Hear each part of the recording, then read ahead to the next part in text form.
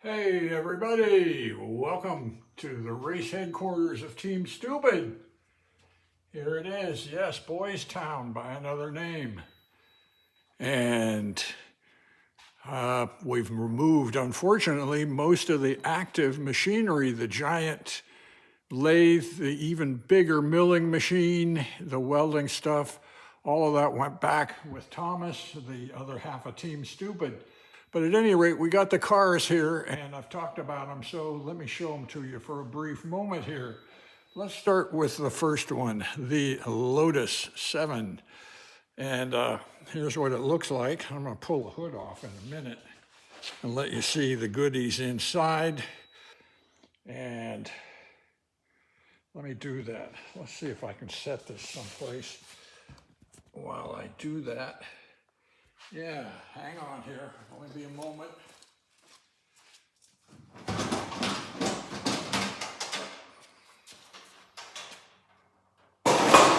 how light that stuff is? That's Lotus. It's also hand-built stuff. Okay, this is the first. This is the Lotus Super 7. This is a car that never lost to a Porsche, Corvette, or a Cobra at Sears Point. Now, that's partly because Sears Point rewards nimble cars, which this is, and it almost punishes high horsepower cars because they carry all the weight around and they can't really use it much because there are no real straightaways there. It's all curves, uphills, downhills. If you follow NASCAR, you'll see the NASCAR guys actually run Sears Point. Here's the engine. It's a Ford Kent pushrod, 1600 cc's, 2 Webers, side draft. You can see on the left the dual braking, front and rear, and a bias bar, and then the clutch, hydraulic clutch. And next to that, that tank is an AccuSump. This is a wet sump engine, which is required to be legal. All the other cars are dry sump. So the problem we have with a wet sump is that the oil under G's, because this car really will pull some shocking G's, starves out. So what that AccuSump, that little tank does is it has a balloon filled with air in one half of it and the other half's full of oil. And you fill the balloon to about oil pressure, or lower. Oil pressure is more like 50 pounds, or set that at about 30 pounds. So if the oil pressure gets below that and is threatening to starve, then that balloon will push the oil into the pump, and hopefully that extra quart will be all you need to before the thing settles down. And that's with huge trapdoors, a huge oil pan, and all of that. And still, this car pulls a lot of G's for a little little hot rod. I actually had it down on the street. It is street legal. And some guy in a supercharged, this is a hot rod guy with a blower, we went off and this beat him on the first block. This car was on a bullet up to about 60 miles an hour. He said, "What the hell is that?" And I said, "It's a John Deere." He shook his head. He didn't know what he'd seen. Headers, here it is. So it's pretty racy. It's not really fun to drive on the road because it just wants to go and it doesn't want to be held up at red lights and any of that stuff. Okay, next up, 148, the Brabham BT29 Formula B. That's got a 1600 overhead cam, twin overhead cam. This is what's confusing. That's the Lotus head. Now, this is a Lotus, but it doesn't have the Lotus head. That came later, so this is the pushrod version. This is the overhead cam version, and what a difference that makes. I can't stress enough. Whereas this engine, will climb to, the power starts to taper off at about 6,500, so there's no real reason to go beyond 6,500 or 7,000. That's when the power comes on in virtually the same block engine, same displacement, 1600 cc's, with the twin cam head, and it wants to rev. So the power band is between 6,000 and 9,000. And you got to tune your ear because, again, with the Lotus, ring, gang, bang, and it's got a regular synchro mesh transmission. race cars have what's called dog ring transmissions, and they're completely different. And with the high revs, this car, the 148, sounds more like wee beep beep beep beep beep. You know, it's a screaming engine, and the shifts are almost instantaneous. As fast as you can throw the lever, it hooks up. It's a great car. This is the most rewarding car. It's just tons of fun. It's very reliable. It's very fast. It doesn't seem like it's trying to kill you all of the time. Now, as we step up, so this about, okay, the Lotus, 155 horsepower, the Brabham, just under 200 horsepower, but again, it only weighs 900 pounds. So you look at the power to weight ratio, and that's pretty shocking. Here's what it looks like inside. You're more lying down than sitting up in these cars. Next up is the Black Beauty, the Chevron B16. And I really like Chevrons for every reason. One of the reasons is that their founder and designer, a guy named Derek Bennett over in England, never had formal training, sort of like yours truly. And he designed these cars empirically. Hey, what works, works. And man, did it ever work. So the first time out with this B16, it won the World Championship of Makes in the endurance category, which was what the racing was all about in those days, in that era. B16, gorgeous car. I mean, if a Ferrari, if that thing had the Ferrari badge on it, it'd be worth millions. And I asked a couple of other guys, have you ever lost a race to a Ferrari? And no, it's never even been close. Now, again, that might be because they're so bloody valuable that the guys are afraid to really race them. So the B16, again, it was a little, when the type of racing changed from long endurance to short sprint racing, the B16 was judged to be a little too heavy. So they literally sawed off the top and made it into the B19, which is this car. And they replaced some of the steel bits with aluminum bits to save weight.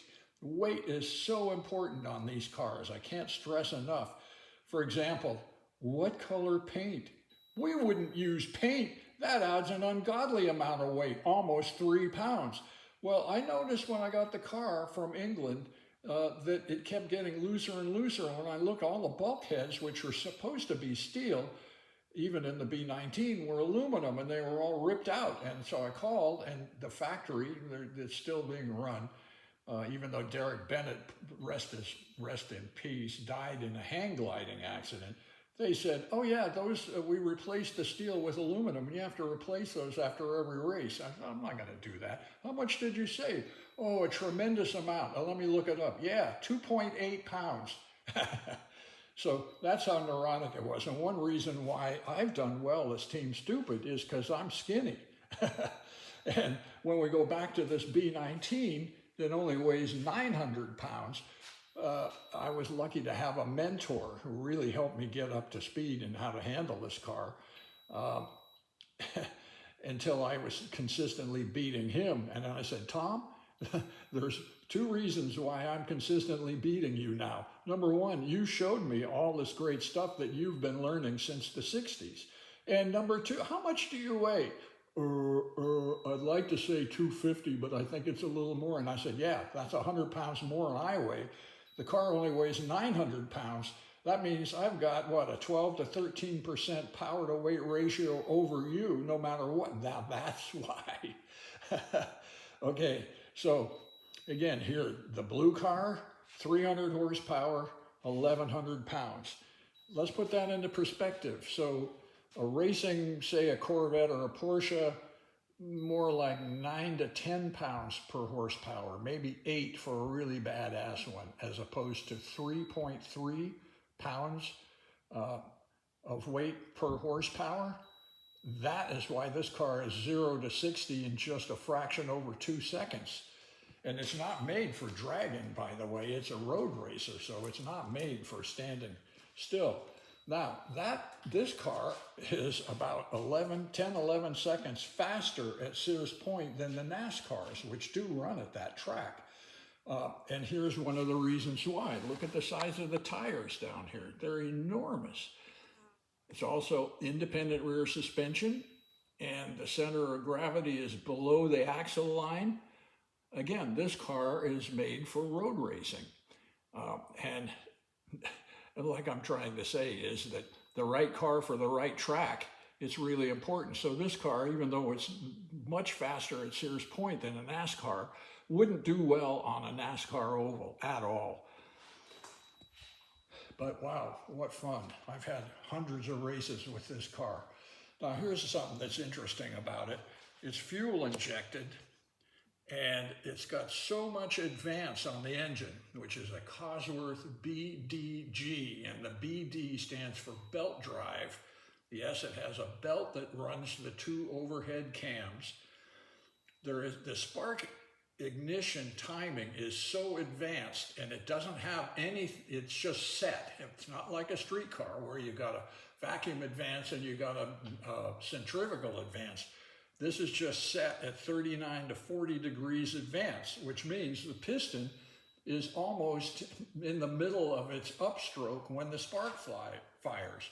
So you can see why it would be tough to start. So what you have to do, you have to spin the engine up with the ignition off until you get oil pressure and fuel pressure. You got to get 60 pounds or 80 pounds or so of fuel pressure in the engine spinning, and then you turn on the ignition. Because if it backfires, the trouble with the BD, the belt drives, is that they don't want to go backwards. They have slack. So if it backfires, it can jump a tooth, and that's happened to us. We have a great relationship with Steve Jennings, the master builder of these engines, and he really trusts us. He actually made new blocks and heads, and he always gave them to us to say, because you guys run hard but smart. And then he would have them, okay, bring it back and let me see what went wrong. For example, he said, oh, on my block casting, I see cylinder number 4 started to get a little bit oval. So we had a great relationship with the engine builder. All right, last up, the Suicide Machine. Yes, Formula One. This is a 1978 Aeros Formula One, and again, it's another Cosworth engine. It's a 3-liter. The other two Chevrons I've shown you were 2 liters, but the engines are very similar, 4 valves per cylinder, fuel injected, normally aspirated. So this is like 2 1500 cc engines working at the same time. Flat crank, and the flat crank is part of the magic of these engines. It's a long story, but very briefly, if you have a 90-degree crank, you have to have a crossover pipe in the 2 exhaust pipes for it to work properly. But that prevents one of the things that made these so ungodly powerful for such small displacement, and that's the way they breathe. So there is a moment where both intake and exhaust valves are open, and the exhaust, even at 10,000 RPM, is pulses. It's not a constant stream, and so it tends to suck in more fuel. Ford bought Cosworth because they could not figure out how Cosworth was able to get 500 horsepower out of 3 liters. That's really small. Now, a liter is 60 cubic inches. So 3 says 180 cubic inches. That's not very big. 3 6 is 18. Yeah, 120 cubic inches. So 120 cubic inches for 300 horsepower. I remember when I was a kid, they were saying if we could ever get 1 horsepower per cubic inch, that would be amazing. So this is more than 2. And if we could ever get 1 horsepower per pound, that would even be more amazing. So this 300 horsepower engine in this car only weighs 180 pounds. Now, how long does it last? Yeah, a few hours between teardown, that's all. They say 6 hours, we get more like 12 to 15. And again, that's almost a year's worth of racing. Now, this car is badass to the bone. As Formula One, that's the whole point. How badass can we make it? How technically advanced? So this is an early ground effects car, which means that the whole undercarriage and the side pods are shaped like an inverted wing in order to increase the downforce. And man, it really does. What I noticed on a track that I'm familiar with, that would be Thunder Hill, has a long straightaway and then a sweeping left-hand turn. And what I realized was the faster I went, the more downforce it had. And so I kept going faster and faster and faster into this turn. So I'm coming up off the straight at about 180, slowing a little bit because I'm still trying to figure how much grip does this have. The faster I go, the faster it's capable of going. This is really weird. Until the front wheel broke. A brand new front wheel, by the way, under G forces. That's all. That did it. Didn't hit anything. Funny thing, the first race I did, big race that I did with this, we were the support group for Indianapolis, the IRL group out at Sears Point. And one of the senior vintage Formula One guys, a retired pro, he complimented him. He said, "Hey, welcome to the club here. You're a good driver, but let me tell you, these are suicide machines. This car is trying to kill you every minute you're out there. Just remember that when you're driving. Oh, and have a good race." So not only was he trying to psych me up, but he was right. Because despite being magnafluxed and x-rayed and, you know, nut and bolt and everything, this car, 3 unpredictable things have broken, any one of which could have made me a very sore and hurting guy. Hey, look up here. Remember that? Prune music. Yeah, that's kind of, you know, a lot of it started right there, baby. And over here, I'm just going to show you a bit of the shop here, which, like I said, it's more like Memory Lane Museum now because Thomas ain't here anymore. There's a few of our trophies. They're all spread out all over, so that's far from all of them. And up there, let me see, I got to step around here. You can see, hey, where Tone began right there, the original doghouse. Up above that, that's me jamming with this guy named Carlos something or other. I can't remember what his last name is. Maybe you can help me. Oh yeah, the Palm Springs Grand Prix. That was a watershed moment for us because we won it. And we didn't expect we would, neither did anybody else. However, we were so funky when we showed up on our, you know, my ranch pickup. And what, do you guys have stupid written on your forehead? You can't show up at an event like this with a car like that and a rig like this. This looks like the worst, most impoverished gardener's rig we've ever seen. Any rate, we won. And then that guy said, you guys aren't as stupid as you look. And then we decided we'd be Team Stupid. This guy up here, this guy, Marshall Hawkins, he was a bass player friend of mine, great guy. From Idlewild. I love that cat. That's about it. So I don't know if I missed. Oh yeah, there's one other thing that you might sort of get a kick out of here. Over in this case, we have a collection of a few of the blown parts. I don't know how well you can see it, but oh, there's a blown rod. That's really obvious. There's a blown brake caliper from when the wheel broke. There's some busted gears. Oh yeah, see that valve stuck in the piston? That's what happens when the thing jumps time. Here's a few winning thingies that they give you for winning a race. And you know, a lot of the groups don't even have any kind of trophies, and that's okay too. Some do, some don't. So Boys Town, wish you were here. We could pop a cold one and bench race. So I hope you enjoyed this, and I'll catch you later.